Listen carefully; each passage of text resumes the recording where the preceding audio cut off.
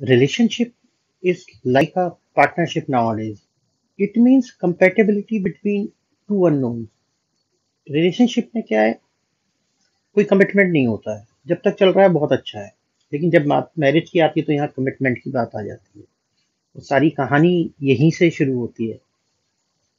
Commitment ही एक big point है आज की डेट में, जो लेना मुश्किल है। पहले के ज़माने में क्या होता था कि जो भी पेरेंट्स ने कह दिया या जहाँ भी फाइनल कर दिया, वैसे ही बच्चे कर लेते थे और कोई भी उसमें क्वेश्चनिंग नहीं होती थी। कोई भी प्रॉब्लम या इश्यूज आते थे तो वो पेरेंट्स के लेवल पे ही सॉल्व हो जाते थे और लड़के लड़कियां वैसे ही फॉलो करते थे। लेकिन अब धीरे धीरे समय चेंज हो रहा है, एक जनरेशन गैप आ गया है। लोग वेल एजुकेटेड हैं, सोशल मीडिया है, हर जगह इन्वॉल्व हैं, तो हर कोई अपना डिसीजन सेल्फ लेना चाहता है। और वो गलत भी नहीं है, क्योंकि अच्छा बुरा सब उन दोनों पे ही निर्भर करता है, क्या डिसीजन लेते हैं या क्या करते हैं। तो आजकल जो सबसे बड़ी प्रॉब्लम है यंगस्टर में, वो ये है कि हमें किस तरीके का इंसान चाहिए। ये एक क्वेश्चन उनके दिमाग में रहता है। तो अब किस तरीके का इंसान चाहिए, ये उस चीज पे निर्भर करता है कि आपकी लाइफ में प्रायोरिटीज क्या है। तो किसी को कुछ पसंद है तो किसी को कुछ पसंद है। तो हो सकता है लड़के की कुछ अलग डिजायर्स हैं या ड्रीम्स हैं या एक्सपेक्टेशंस हैं, लड़की की कुछ अलग है। तो इन दोनों चीजों को आपस में डिस्कस करना पड़ेगा, कुछ समय देना पड़ेगा। हो सकता है 4 मीटिंग हो जाए, हो सकता है 6 मीटिंग हो जाए, देनी पड़ेगी। तब जाके ये कुछ निकल के आएगा, फाइनल कंक्लूजन पे पहुंचा जाएगा।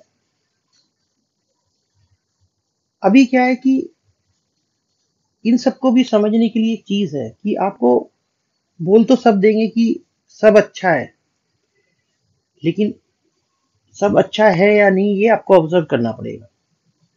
सबसे बड़ी बात यह है कि किसी को कुछ पसंद है तो किसी को कुछ पसंद है, तो वो सारी चीजें आपको नोटिस करनी पड़ेंगी। जैसे हो सकता है किसी को वेल एजुकेटेड पर्सन चाहिए हो, किसी को केयरिंग चाहिए हो, किसी को हेल्पिंग चाहिए हो, किसी को लविंग चाहिए हो, किसी को अकेले रहने के लिए जैसा इंसान चाहिए हो। हर किसी की एक अपनी एक्सपेक्टेशन होती है। इसके अलावा कुछ बैकग्राउंड इश्यूज भी होते हैं कि फैमिली बैकग्राउंड क्या है, रिलीजन क्या है, कैसी ब्रिंगिंग अप है, वो सब चीजें भी मैच करनी होती है। तो यही जो कंपेटिबिलिटी की हम बात कर रहे हैं, वो यही सब है। क्योंकि जब आप इन सब चीजों को सोच समझ के, कुछ प्रायोरिटीज को जो आपके टॉप 4 5 6 हैं, और चाहे वो लड़के की हो चाहे वो लड़की की हो, अगर हम उस पे सही से डिस्कस कर लेते हैं तो चाहे अब कुछ भी हो, फिर हम उससे ओवरकम कर जाएंगे, या कोई भी इशू आता है तो सॉल्व कर लेंगे। तो आप समझ लो कि अब आप लोग कमिटमेंट कर सकते हो। Now you both are on same page. लेकिन अगर यहीं थोड़ा सा मिस्टेक हो गई या कहीं कोई लैकिंग हो गई, तो फिर वो प्रॉब्लम क्रिएट होनी शुरू हो जाती है। तो ऐसा नहीं है कि ये सिर्फ अरेंज मैरिज में है, ये लव मैरिज में भी होता है। ये दोनों ही मैरिज में जरूरी है। आजकल जो मैरिज है ना, वो इक्वालिटी पे बेस्ड है, दोनों में समानता होनी जरूरी है। गिव एंड टेक का रूल हो गया है। अगर एक जना स्ट्रांग है तो दूसरे को स्ट्रांग होना पड़ेगा, अगर दूसरा स्ट्रांग नहीं है तो उसे बनना पड़ेगा, नहीं तो धीरे धीरे उसकी वैल्यू कम हो जाएगी। पहले क्या होता था और अब क्या होता है, बहुत अंतर है। पहले सेल्फलेस लव होता था, एक दूसरे की जो केयर थी वो दूसरे तरीके से होती थी। अब वो चीजें नहीं है। अब ये सब चीजें मिसिंग है आजकल की मैरिज में, ये आपको ढूंढने से भी नहीं मिलेंगी। तो चाहे लव हो चाहे अरेंज हो, तो ये सारी चीजें दोनों में ही एप्लीकेबल है। जो लोग लव लव लव की बात करते हैं, या हमने लव मैरिज करी, मुझे वो लड़की पसंद थी इसलिए मैंने उससे मैरिज करी, ये सब बेकार की बात है। Love is nothing than attraction. Attraction क्या है? किसी के एट्रीब्यूट की वजह से आप उसे पसंद करने लगे, किसी की क्लोज एफिनिटी की वजह से आप पसंद करने लगे, या किसी से इन्फ्लुएंस हो गए तो आप पसंद करने लगे। तो ये सारी वजहें होती हैं और वो कुछ समय बाद खत्म हो जाती हैं मोस्ट ऑफ द केसेस में, यही देखा गया है। तो ये लव अब कुछ नहीं होता, लव से ऊपर बहुत चीजें हैं। तो पहले तो ये देखना है कि कोई बंदा या कोई लड़का या कोई लड़की, अगर वो केयरिंग है, हेल्पफुल है, या रिस्पेक्ट करते हैं एक दूसरे की, तो वो कहने से नहीं, उसको आपको ऑब्जर्व करना है। अगर वो तीनों चीजें बाहर वाले पर्सन की भी करते हैं, या बाहर के लोगों की भी करते हैं, या अपने फैमिली मेंबर्स की भी करते हैं, या अपने रिलेटिव्स की भी करते हैं, अपने फ्रेंड्स की भी करते हैं, तो वो आपकी भी करेंगे, क्योंकि उनका ये जो नेचर है वो इक्वल रहेगा सबके लिए, कहीं पार्शलिटी नहीं होगी। तो ये कुछ छोटी छोटी चीजें जो आपको ऑब्जर्व करनी पड़ती हैं। आजकल की मैरिज में वो ग्रेटिट्यूड और वो सेल्फलेस लव नहीं रहा है। बोल सब देते, करता कोई नहीं है। बोलना आसान है, करना मुश्किल है। इसलिए कंपेटिबिलिटी जरूरी है। सब लोग वेल एजुकेटेड हैं, तेज हैं, वो एक दूसरे के आगे झुकना नहीं चाहते।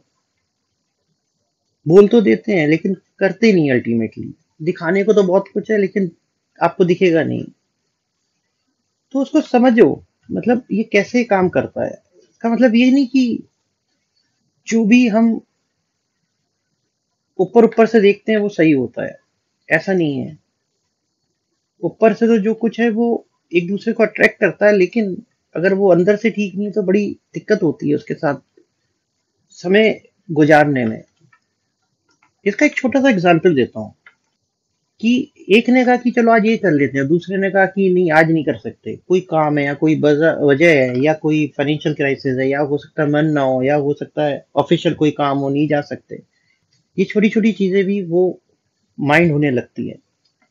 तो कभी कभी क्या है कि चाह के भी आप अपने आप को प्रूफ नहीं कर पाते, क्योंकि जो माइंड है ना वो हर रोज हर समय चेंज होता है। कभी मन करता है, कभी नहीं करता है। तो लेकिन सामने वाला कभी कभी ये चीज नहीं समझता है। वो सोचता है कि आपने मना कर दिया उस दिन भी, आज भी, कल भी।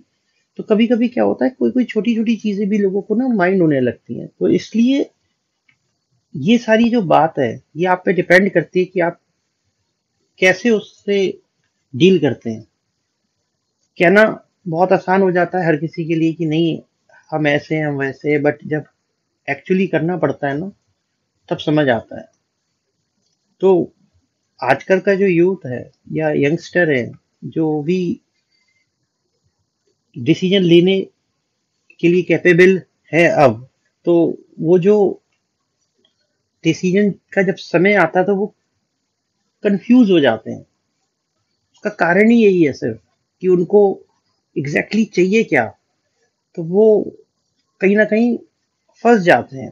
तो इसलिए कुछ चीजें हमें पहले से ही प्री डिफाइंड अपने माइंड में होनी चाहिए, जो डिसीजन लेके लेते वक्त आपके काम आएंगी।